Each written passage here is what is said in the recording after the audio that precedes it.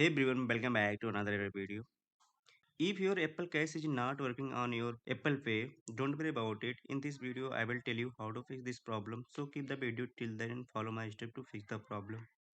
When you are facing this problem, then go to the browser and search the Apple case server status and click on this site and check the Apple case server status. It will show the Apple case server is fixed. Now